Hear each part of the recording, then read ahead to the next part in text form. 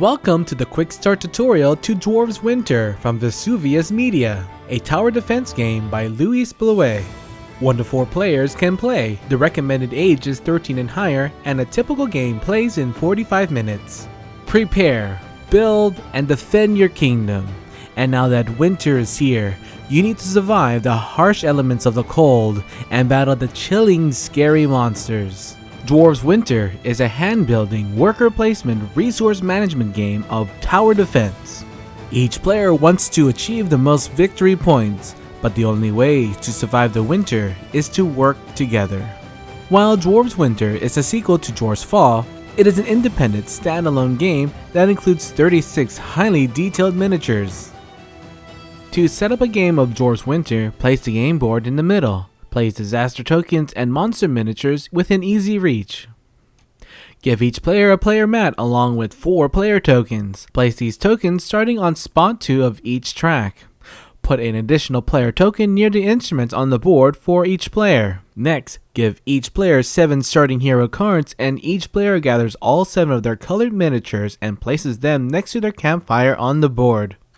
To ready the hero deck, begin shuffling it and place it close to the board above where the 2 coins is printed.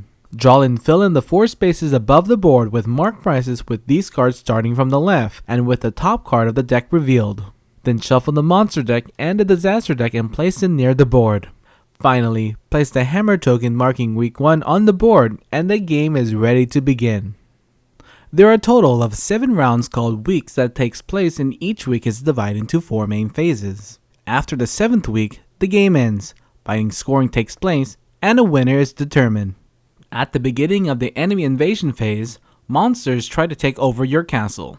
You first move any existing monster 1 space closer to your castle, in a straight line, then apply their special abilities. Then spawn new monsters up to the monster's limit based on the number of players plus 1. Monsters are placed on the designated starting area listed on their card. Finally, reveal a disaster and place a disaster token on the appropriate area. Both monsters and disasters are placed near the board to show they are active. Everyone starts the game with 7 cards in their hand. During the course of the game, you can hire more heroes and upgrade your deck. At the beginning of each week, you may choose 7 cards from your personal deck to play. Form your strategy and choose your cards wisely. It's time to react. Every player has 5 actions that can be used to perform any combination of various actions. Place and move dwarves, hire new heroes, play music, attack a monster, resolve a disaster. For 1 action, you may place a dwarf from your player board into any zone on the main board, but you may not place another dwarf on the same zone on the same turn. For any of your dwarves already on the board, you may spend 1 action and move it to an adjacent zone. Acquire a hero by spending an action and paying for the marked coin price below it on the board. Place that hero in your hand. You may only hire 1 hero once a turn. Then, slide the remaining heroes to fill in the gap and reveal a new one. As an action, you can choose 1 out of the 4 instruments on the board and play a song by placing your player token on it. You may activate any or all cards of your hand that matches the instrument symbol, and then all players may choose to follow your music by activating their cards. You may only play 1 instrument on your turn, and 1 type of instrument can only be activated once a week. For example, a player chooses to activate the green instrument. He has 2 green instrument cards. He first plays this one to place 2 of his dwarves, then plays another to gain a wood resource for each of his dwarves in forests. In this case, 2 wood. Then each other player, in order, play their green instrument cards and follow the card's effects.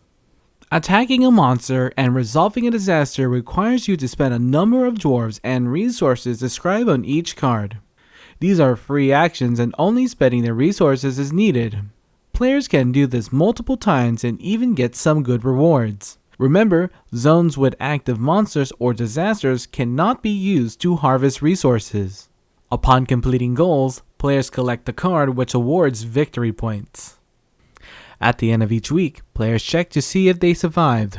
If, at the end of the round, there are disasters equal to the number of players plus 2 on the board, or monsters inside the castle, then all players lose the game. If this is the end of the 7th week and the players manage to not lose the castle or be overwhelmed by disaster, they survive the winter and the first signs of spring finally appear. The game ends and victory points are tallied up. To find your final score, add the victory points from your heroes. Then, add victory points earned from monsters and disasters. If you manage to fill a row of resources, earn the points printed at the end. Lastly, add 3 victory points if all your dwarves are back on your player board.